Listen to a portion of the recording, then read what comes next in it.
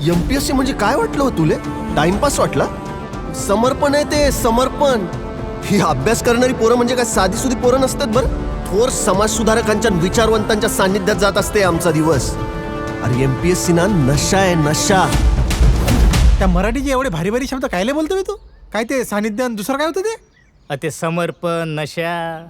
असं का बोलतो का आपण?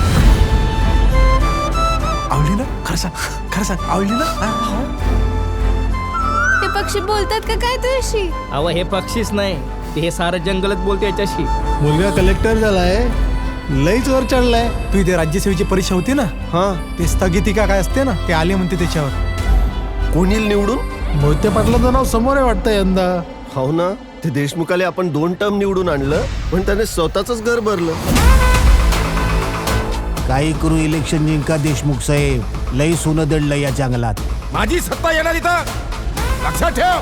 काही लोकांना प्रवाहाच्या विरोधात ठेवायचं आणि मग आम्हाला सरकार आमच्या विकासाकडे लक्ष देत नाही अशा बोंबा मारायच्या. असं आहे तुमचं. गाडीत पेट्रोल नाही, गावात पाण्याचा पत्ता नाही. अरे पडू दे म्हणा बाप्पा पाऊस.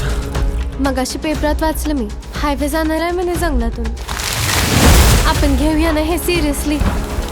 आपण करूया आपलं कर्तव्य पूर्ण, हे जंगल वाचवून. तो समोरचा डोंगर आहे ना, त्याची सगळी झाडं कापायची, विकून टाकायची, सगळा पैसा आपलाच.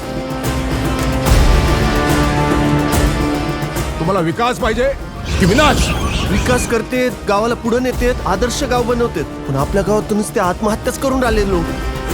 हे बघा, रिपोर्ट मध्ये हेच लिहिलंय की पावसाच्या पाण्याला धरायला जमिनीत मुळं पाहिजे. आता झाडच तोडली तर मुळं काय जमिनीच्या वरती उगवणार? जीववर आलाय काय रे तुझा? पंख फुटले, छाटून टाकी ना. सावित्रीबाई फुले, ताराबाई शिंदे आणि जिजामाता हे फक्त उदाहरणासाठी नाहीये, माझ्यासाठी. मी येते तुझ्या सोबत. जंगल कोण वाचवणार? कोण वाचवणार?